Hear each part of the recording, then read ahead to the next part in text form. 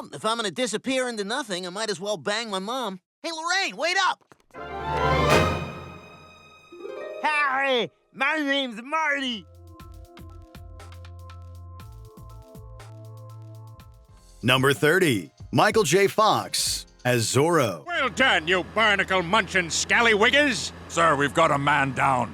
Oh my God, Adrian Beakey! Not even the most wholesome celebrities are safe from this show's twisted sense of humor. Thanks to films like Back to the Future, Michael J. Fox became one of the most beloved stars of the late 20th century. He shocked fans when he revealed his Parkinson's diagnosis. You'd think such a serious illness would be considered off-limits, but not to Family Guy. The death of Peter's parrot makes him realize he messed up worse than Disney casting Fox as Zorro. I've screwed up worse than Disney did when they cast Michael J. Fox in that Zorro remake.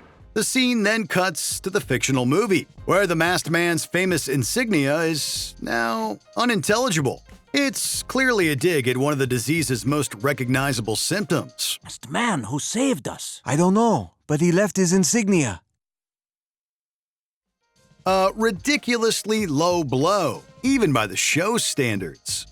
Number 29, Peter shaves Quagmire's cat. Hi, James. Oh, my God. Watch when I scratch his bottom. He sticks his fanny in the air. Animal lovers may want to skip this one. While 420 is famous for its hilarious plot about weed becoming legal in Quahog, the inciting incident that leads up to it isn't quite as funny. Quagmire adopts a cat named James and immediately becomes attached to him. This immediately annoys the rest of the gang, so much so that they decide to shave him as a prank. Peter immediately slaughters the cat to the horror of his friends. Oh my God! Peter, you killed it! He brushes it off, claiming it has 9 lives. This prompts him to keep going, counting down each time he cuts, all while James's blood continuously splatters onto him. It was shockingly violent, and the callback later on was the cruel cherry on top. Hey, guys, I want you to know I'm raising my reward to $50 for anyone who can help me find James. No questions asked. I killed your cat. Number 28, Juice Will Not Replace Us. That statue was a travesty, and so is the brewery. They should close it and make juice instead. What? Not every real-life moment needs to be turned into a silly joke. After Brian tears down a statue commemorating problematic Quahog hero Pawtucket Pat, members of the town, including Peter, take to the park to express their anger. A group of counter-protesters arrive, insisting that the brewery should be closed and make juice instead. Furious, Peter starts a chant that sounds eerily similar to the one used by white supremacist groups during the 2017 Unite the Right rallies in North Carolina. How dare you! Juice will not replace us! Juice will not replace us! Juice will not replace us! It's intended to be a silly pun making fun of their misplaced anger, but it's so on the nose that it skips right over being funny and just becomes cringe instead. All right, no more politics. Time for trains in the basement. Number 27, Peter keeps Connie warm. Connie, you are really pretty. I mean, you have filled out something wacky. Oh, thanks, Mr. Griffin. I like what you're doing with your boobs. Dad? She may be a villain, but she still doesn't deserve this. Throughout the series, Connie D'Amico has been Meg's biggest rival. Connie gets a taste of her own medicine when she fake dates Chris to make him popular, and is subsequently ditched by him. Peter's attraction was immediately clear, starting with an innuendo that ends in a movie reference. Look at that Connie. So young and live. Look at the shape of that body. Look at the shape of that body. That's it, Brian. That's where One-Eyed Willie buried his gold. His behavior later escalates when Chris shoves Connie. Peter suggests lying on top of her to keep her warm, and then immediately acts on the idea.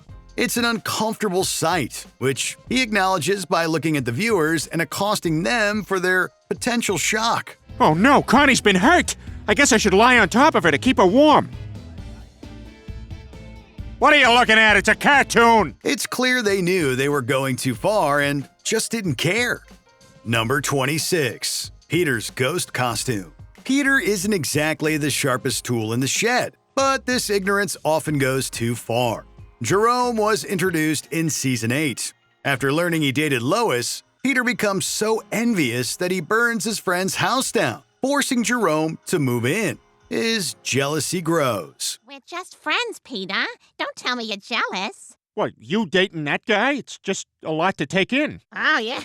You're telling me. Oh, come on, those kinds of jokes aren't helping. In an attempt to make him leave, he donned a white hooded robe and brandished a torch, a direct parallel to members of the Ku Klux Klan. When confronted, he said Jerome wouldn't want to stay in a house haunted by a fire-carrying ghost. Peter, take that thing off. Hey, what the hell's going on? I'll tell you what's going on. I have had about enough of you, Jerome. It's clear they were trying to point out that Peter is so stupid he didn't realize what he was doing. But it didn't land at all. Wow. What just happened was kind of sad. Na, na, na, na, na, na, na, na. Number 25. Dear Diary, Jackpot, Quagmire has been a menace since the show's earliest days. In this Season 3 episode, the subplot revolves around Stewie joining the cheer squad so that he can learn their supposed mind control powers. He easily infiltrates the group and eventually kidnaps Cindy, the head cheerleader, so that he can take her place. You know, Cindy, I'd feel worse about this if you didn't spell your name with that insufferable I at the end. Oh, and that cock-a-doodle smiley face you used to dot it. You sicken me! I'm not gonna hurt you. I'm not gonna hurt you. He ends up forgetting her afterwards. When the squad wonders where she is, it cuts to Quagmire, finding her bound and gagged in the bathroom. As she lay there, struggling and attempting to ask for help, he merely leers at her and says he hit the jackpot. It was disgusting, even for him, showing just how vile he used to be. Dear Diary, Jackpot. Number 24, Minions 3, with Harvey Weinstein. Now open mine. Minions 3? Yeah, in this one, Gru has been replaced by Harvey Weinstein. Family Guy has never been afraid to reference uncomfortable moments. However, the way they address certain issues only highlights how depraved they are. One of the best examples is in Bry Robot, wherein Brian is given a copy of Minions 3. Lois points out that in this iteration, Gru is replaced by defamed producer Harvey Weinstein. It then cuts to the faux film, showing the Predator in nothing but a robe. He makes an innuendo about the creature working for bad guys and tells it to touch him. The Minion responded with a fearful rendition of one of their popular phrases, making the implications clear. Seeing a character from a children's movie juxtaposed with such an evil man was far more jarring than humorous. Oh, you like working for bad guys? I'll show you, bad guy. Now you touch it. You know what to touch. Banana. Number 23, Stewie's Lollipop. If you thought the juice joke from this episode was in poor taste, then wait until you hear this. While in the park to tear down the Pawtucket Pat statue, Stewie takes a moment to use the public bathroom. Stewie, no. He emerges a moment later with a lollipop. But a second later, text appears on the screen saying that he was assaulted and merely imagining it, as if that wasn't harrowing enough. Brian then pretends to see the candy as well, simply so he won't have to have a long talk about it. It cemented how much of a scumbag the dog could be, but the implications of what happened to poor Stewie were anything but comical. Now let's stop talking about that lollipop and get to work. Number 22, Horton hears domestic violence. It's easy working all day? No, You think I like it? I don't think it's easy, but yes, I do think you like it. No, I like being away from you because I can't stand looking at you. If there's one thing this series isn't afraid to do, it's ruin the innocence of some of our favorite children's media. One of the most infamous examples occurs when Stewie and Brian come across a copy of Horton hears domestic violence in the next apartment and doesn't call 911. a parody of the Dr. Seuss classic. It then cuts to the elephant sitting in his home and reading, while the sound of slightly muffled screams and physical abuse is heard off-screen. He ignores it, saying there must be two sides to the story. The abuse sounds so realistic that it ends up making the whole cutaway uncomfortable, even for the edgiest of viewers. I'm sure there's two sides to this. Number 21, Quagmire attacks The Simpsons. It's no secret that Family Guy and The Simpsons have been in competition since the former started airing in 1999. The latter wasn't shy about poking fun at their successor, and eventually, the Family Guy writers struck back. During a now-removed scene in Season 6, A fake ad for The Simpsons appeared, showing Marge waving to the camera. Quagmire suddenly pounced on her and chased her off screen to presumably assault her. If you're just stringing her along, well then I gotta say, I've lost a lot of respect for you, Brian. They then went back to the Simpsons' home to hook up again, leading to him slaughtering the entire family. Wow, 3 times in a row. You're amazing, Glenn. Oh, I just take a lot of pride in what I do. It was a bizarrely violent escalation that forced producers to cut it from the initial broadcast. The joke still lives on in some versions, but time hasn't made it any funnier. Ugh, you shot my homie. I'm calling the police. Number 20. Aquaman's limitations. Aquaman, perhaps prior to some more recent casting choices, didn't have the best reputation. He's a fish guy, powerful in the ocean, but what about on land? Family Guy decided to poke fun at Arthur Curry, yet could perhaps have gone about it a little differently. A woman is shown being assaulted on a beach, crying for help. Hey, let her go. Or what? Or, I don't know, man, but you're lucky you're not doing that over here in the ocean, or else I would stop you. Aquaman pokes his head out of the ocean at a distance, yet stays where he is, confined to the ocean. He tosses a harmless starfish and threatens the criminal with fish backup. When the woman asks why you won't help, he gives a pretty insensitive response. Well, maybe you shouldn't have let him on. We get the Aquaman criticism, but can't help but think this joke would have worked showing any other crime.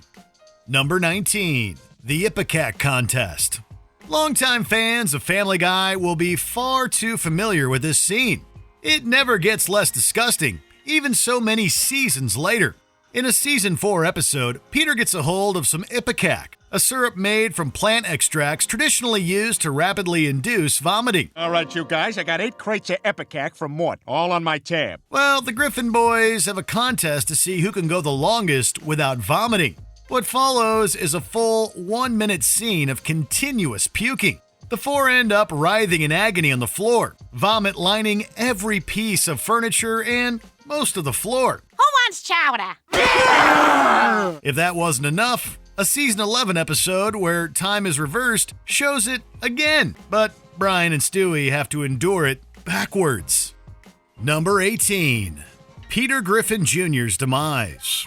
Did you know the Griffins had 4 children? 4 children. 4 children. There's Meg, Chris, Stewie, and the dearly departed Peter Jr.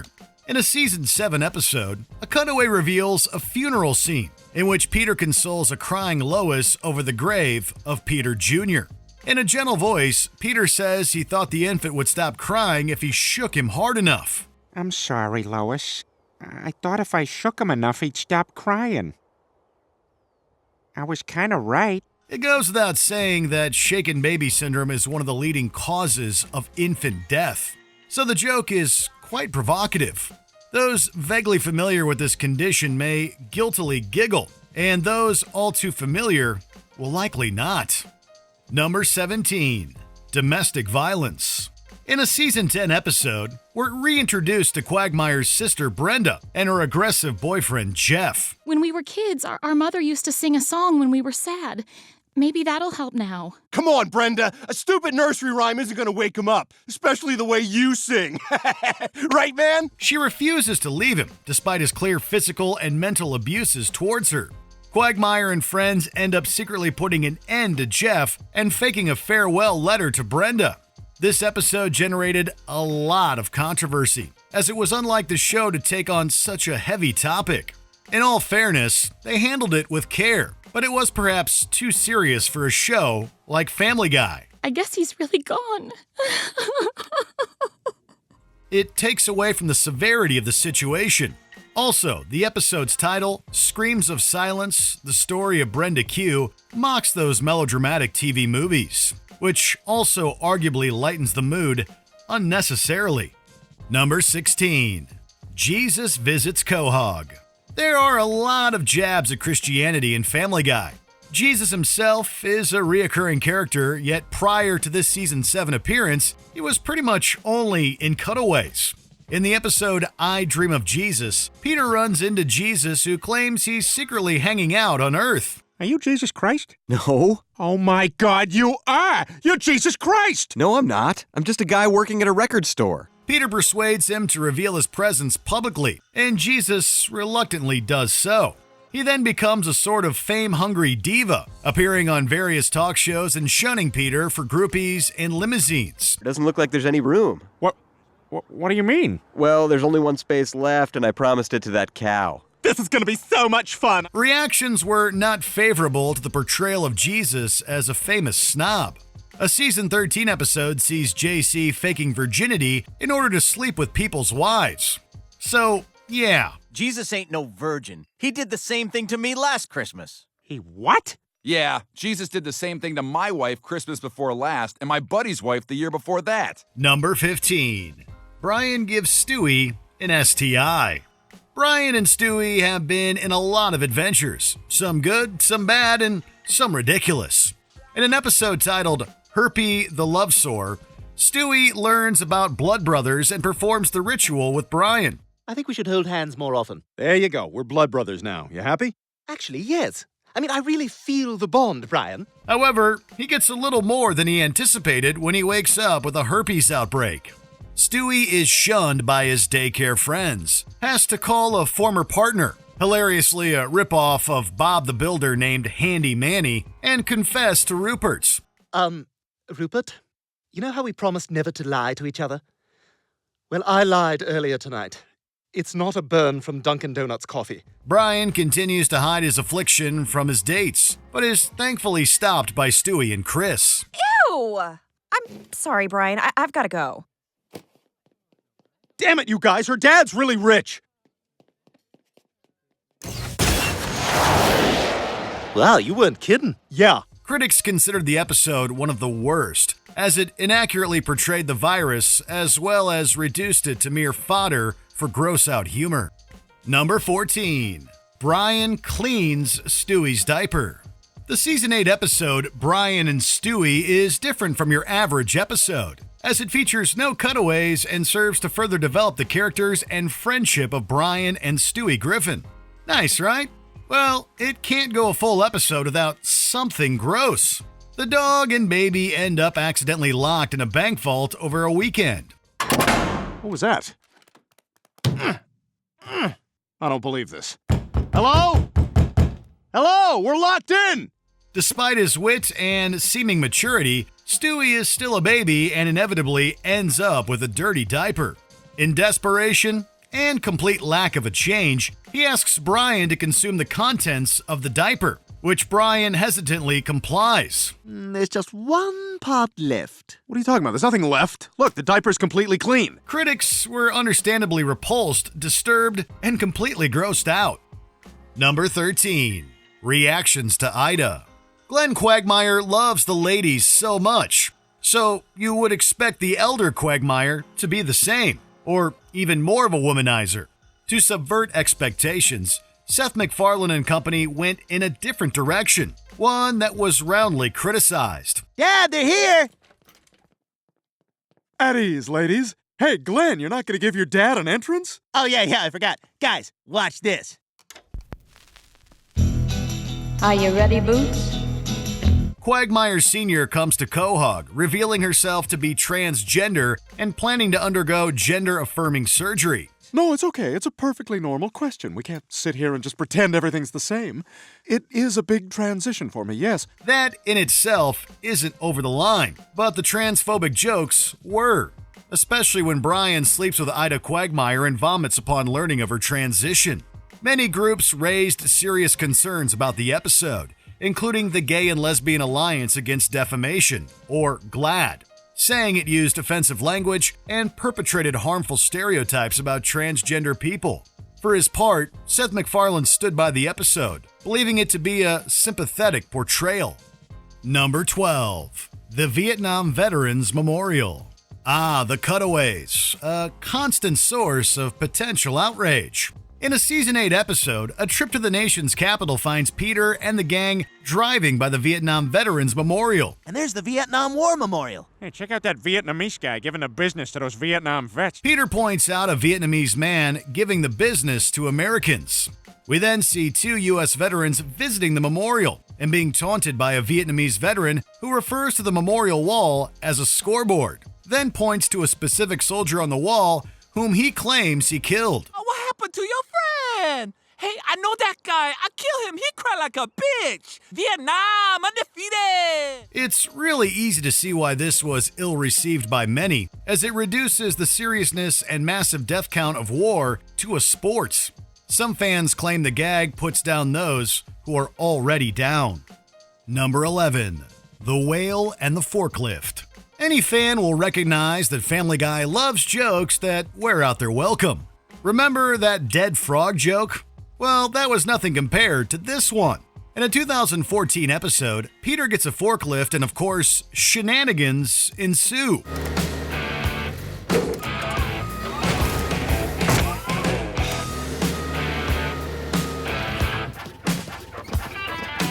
It goes a little too far when he arrives on a beach to aid the rescue of a beached whale.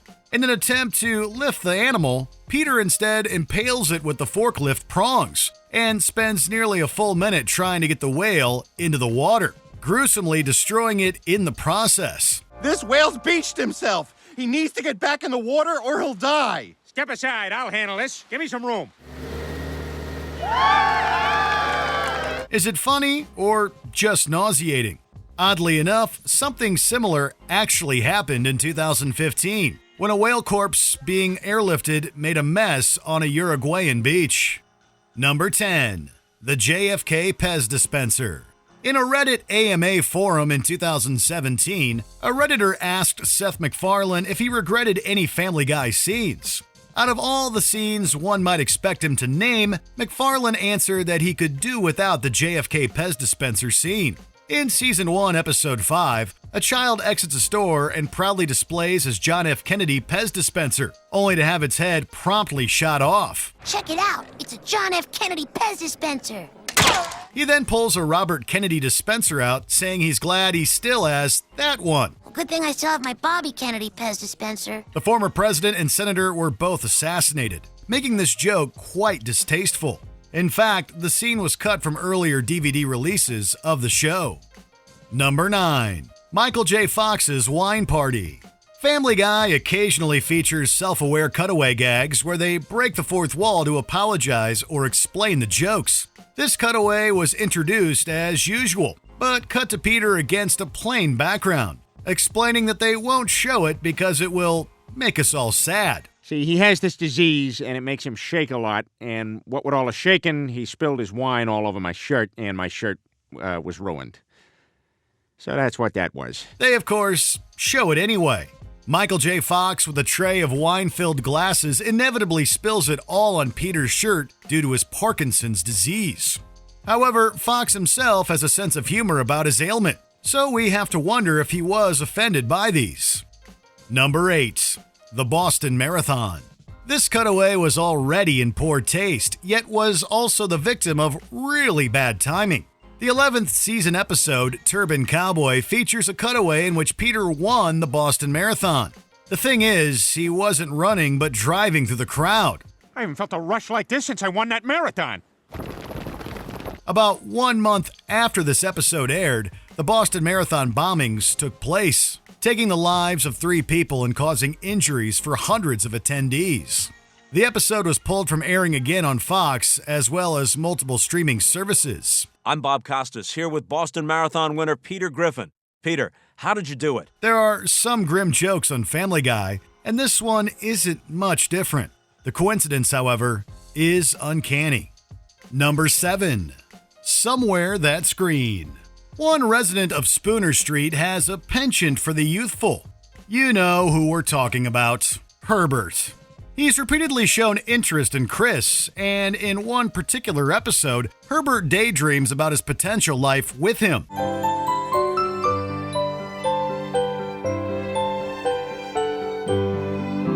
He sings Somewhere That's Green from the musical Little Shop of Horrors. In the original song, the character Audrey sings of her potential perfect life with Seymour, having left behind her abusive boyfriend. Herbert imagines his perfect life, with himself as the wife. A picture out of better homes and gardens The problem here is that Herbert is clearly an offender, and these types of scenes appear to lessen the severity of the problem. Some viewers have surmised that his age and feebleness take away from the clear offense. Number 6. The Terri Schiavo Musical. The Terri Schiavo case, for those unaware, was a notorious court case that spanned several years. In 1990, Teresa Marie Schiavo, then 26 years old, collapsed in her home. Though she was resuscitated, the lack of oxygen to her brain had caused massive, irreparable damage. Her husband vowed to make her well again and took her to numerous doctors and rehabilitation centers. But years later, after winning a $1 million malpractice judgment, Schiavo said he realized his wife would never recover. After 2 months, doctors declared her vegetative. In 1998 began a 7-year-long court case, riddled with appeals. Schiavo's husband wished to remove her breathing tube, whereas her parents wished to keep her alive. Family Guy decided that the case would make a great musical for Stewie and his daycare buddies. Terri Schiavo is kind of a live-o, the most expensive plant you'll ever see. It's easy to see why this was in poor taste. Number 5. Peter the high school student. In a season 9 episode titled Trading Places, Peter and Lois trade lives with Chris and Meg. Wow, guys, you hear that? A raise. Interesting. Seems like the kids are doing pretty well at this grown-up thing, huh? I would suggest that you suck that. This means Peter and Lois are high school students, and Peter takes this to a dark place quickly. He enters the kitchen the morning before school in an intimidating outfit, wielding a shotgun. He claims to want revenge for how the popular kids treated him. Lois tells him to call it off, which he tries and fails to do according to the response on his phone. Peter, no, you're just a normal high school kid. Oh. Hey, Lance, it's off. There have been too many such real-life incidents to count, especially since the episode aired in 2011. This gag hits too close to home. Number 4. Peter has dark thoughts. There are some things that arguably shouldn't be joked about. Make what you will of this one. The subject matter is touchy, but the punchline crosses the line, in our opinion. Peter, put that knife down. Lois, I don't have any friends. Peter asks Lois how to take his own life.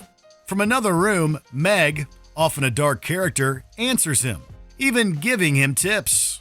This joke is as dark as jokes can get, and could have a negative effect as well, as the information provided is accurate from a medical perspective. Meg is right. Okay, I'll be in the garage. It's common to use comedy to deal with hardship, but there's a limit. Number 3. You have AIDS. Using a barbershop quartet to deliver bad news is potentially funny, but there's always a line. In a season 4 episode, we're shown one of Peter's countless alternate careers. He's part of a quartet that eases the blow of tough hospital news by singing it. Cue You Have AIDS. I don't know how to tell you this, Mr. Devaney, so I'll let these guys do it. You have AIDS. Yes, you have AIDS. I hate to tell you, boy, that you have AIDS. Family Guy staff members reportedly defended the scene, claiming that the tasteless absurdity of the situation was the joke. Again, this could be seen as subjective. A season 19 episode sees Peter revisit the moment, now partly regretting it. At least he knows what he did. You have AIDS. Ooh, and next door is a classic song about AIDS that I now partly regret. What a blessed day in Cutaway Land. Number 2. I Need a Jew. Religious territory is sometimes close to hot water, and it's easy to fall in. In a season 3 episode, which was actually pulled from airing for some years, Peter finds himself in need of a good accountant. He sings a song where he wishes for a Jewish person to come help with his finances. I gotta get a Greenstein or a Rosenblatt of my very own. The Jewish financial stereotype isn't new, and is normally taken in stride or even laughed about. But this time, Family Guy was sued by Bourne Music Company, original owners of When You Wish Upon a Star. I need a Jew. They claimed that the parodied version contained offensive lyrics and took away from the wholesome nature of the original. They lost the case in 2009, and the episode was returned to syndication. Number 1. The Cosby Show credits. In a season 14 episode, in what at least one viewer called a swift dose of cruel truth, The Cosby Show's opening sequence is reimagined knowing what we know now. The classic TV sitcom opening credits sequence is then shown, with Bill Cosby dancing and pulling faces as he used to, yet his co-stars are not well. This refers, of course, to the at least 60 women having accused Cosby of sexual misconduct. Honestly, it is a joke that makes us uncomfortable, but as stated above, it removes a mask we perhaps wanted to keep on. What do you think? Which Family Guy joke do you think went too far? Let us know in the comments below. Oh, okay, here it comes, James. Here comes the part I was telling you about. Ah, you're one of those.